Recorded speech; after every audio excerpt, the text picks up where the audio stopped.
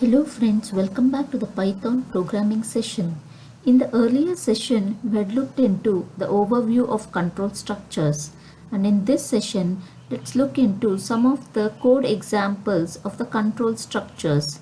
In this session, let's cover the syntax of writing a sequential control statement, the code example for sequential statements, syntax for decision and selective control statements. In this session, let's discuss about the if statement and the if else statements and some of the code examples for if statement and if else statements. So now let's go into the sequential control flow.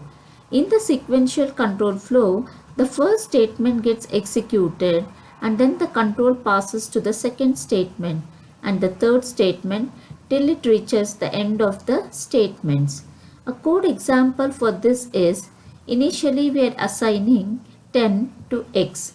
So x equal to 10 is the first statement, and then the control moves to the second statement, that is y is equal to 20. So y will be assigned the value 20, and then the control moves to the third statement wherein sum 1 is equal to x plus y, and then I am printing sum equal to sum 1. Let's see it practically. So this is for sequential flow of control. This is for sequential flow of control. And now let me write the code for the same. So my x equal to 10, my y equal to 20, sum 1 equal to x plus y, print the sum of x and y is sum 1.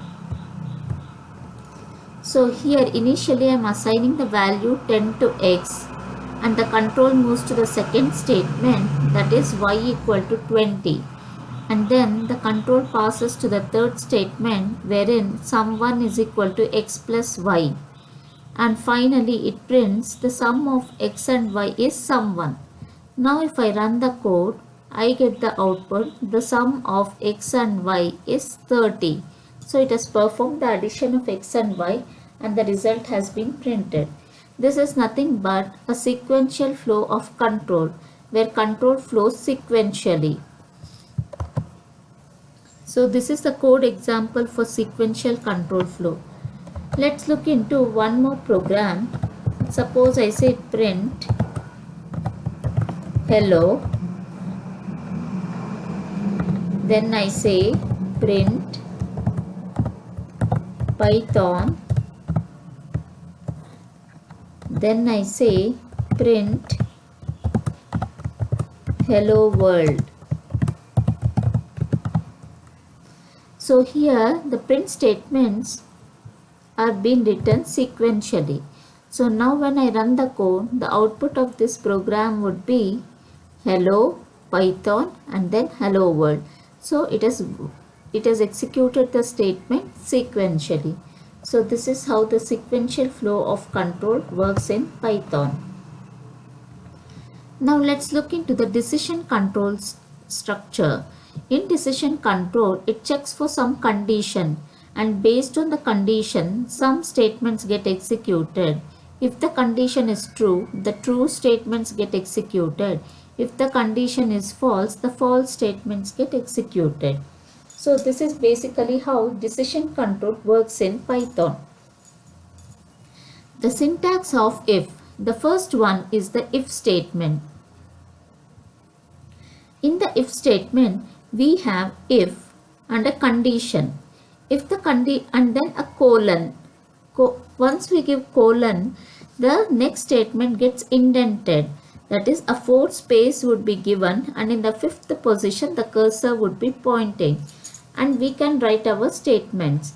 So whatever statements come under the if block have to be indented by 4 spaces.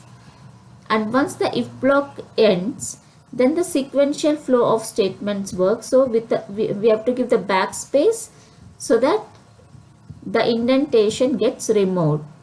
So this is how the if condition works in Python. If condition colon is the syntax, then with indentation we can give the statements, and once the if block gets completed, then we can give backspace so that the indentation gets removed. So one of the code example for this is if statement is num1 is a number which we are getting it from the user. User inputs a number, and if the condition over here is num1 per modulo 5 equal to 0. So if it is 0, then they say the number entered by the user is divisible by 5, and then removing the indentation we follow the sequential flow of data. So print end of program gets executed. So now let's see how selective or decision control statements works in Python.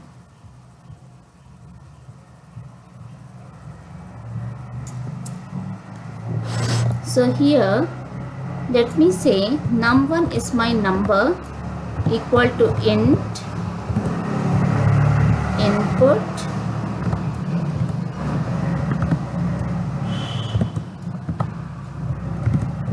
enter a number. So basically here input function asks the user to input a number, enter a number, and the number entered is in the string format. So we are type converting it into an integer by giving int over here. So once I enter this particular statement, now I have to check if the number entered by the user is divisible by 5. So the condition is if is the keyword, if num1 modulo 5 equal to 0, and then a colon. So the cursor gets indented. 4 spaces have been left and the cursor is pointing at the 5th position. So now I say print the number entered by user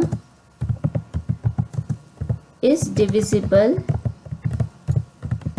by 5. So this is the part of the if statement. So the statement has been indented. Now after this, my if statement has got ended. Now I want to continue with the sequential flow of data. So when I press enter, again the indentation appears, and now I give a backspace so that the indentation gets removed, and now I can say print end of program. So the sequential flow of control starts with the print end of program. So now when I execute this program, when I run the program, enter a number. So it is waiting for user's input. Now I enter 15. Now when I run and press enter, so it gives the output the number entered by user is divisible by 5. Because 15 is divisible by 5, the result, reminder is 0. It says the number entered by user is divisible by 5, and the sequential statement, that is end of program, has been printed. Now suppose I run this code again. It is asking for a number. Let me enter 23 and press enter. It does not print the number entered by user is divisible by 5 because the reminder is not 0. So it just prints end of program. So this is how the if statement works in Python. Whatever statements are within the if block should be indented. Here we are having only one statement, but you can have n number of statements included within the if condition. So now let's move on to the second statement, that is the if else statement. Here we are checking for the if condition and colon. If the condition satisfies, a set of statements get executed. If the condition fails, then it comes to the else block and another set of statements get executed. At a particular time, either the true block will get executed or the false block will get executed. Both of them will not be executed simultaneously. Once the if block is over, that is the statements under if or else get executed, then it continues with the sequential flow of control. So a code example for this is that num1 is equal to input enter a number. I take the input from the user. If the num1 modulo 5 equal to 0, it is checking. If num1 modulo 5 is remainder is 0. If the remainder is 0, it prints the number entered by user is divisible by 5. Else, here I am including the else statement with colon, and it prints the number entered by user is not divisible by 5. So at a particular time, either divisible by 5 is printed or not divisible by 5 is printed. Both are not printed at the same time, but end of program gets executed in both these conditions. If the statement is true or the false, the sequential flow of data, that is end of program, will get printed. So now let's look into the code example. So let me say my num1 equal to int input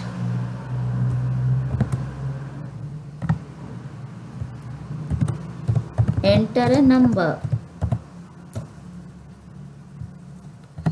And now I am checking if num1 modulo 5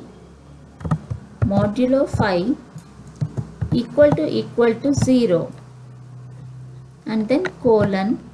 So the line gets indented. Print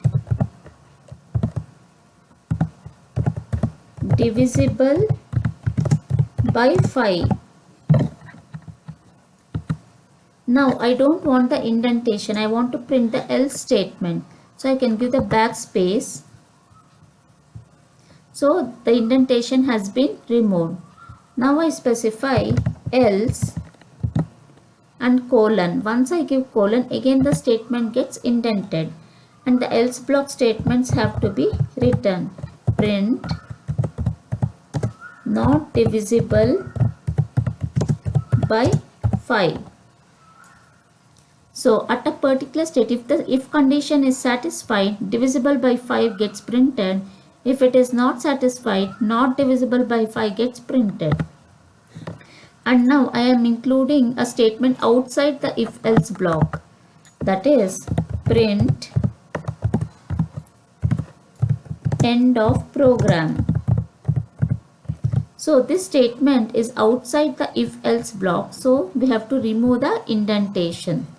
So now if I run this code, it is asking the user to input a number, enter a number. Let me say I enter 34 and press enter. So it says not divisible by 5, end of program. So 34 is not divisible by 5, so it is given this message and it has also executed end of program. Because it is outside the if else block, it executes either if the condition is satisfied or the condition is not satisfied. Now let me run this code once again. Let me input 10 as the number, and when I press enter, I get the output divisible by 5. 10 is divisible by 5, so we have got the output divisible by 5 and the statement end of program has got executed. So this is how the if else statement works in Python. So friends, in today's class session we have covered the syntax of sequential flow of statements, the syntax of selective or decision control statements. In that we have covered if and if else statements, and we have looked into code examples too in the sequential as well as in the decision if and if else statements. So friends, if you have any doubts, please do reach to me out in the comment section. If you like my video, click on the like button and please do subscribe to get notifications of my new video. Till then, see you. Bye bye.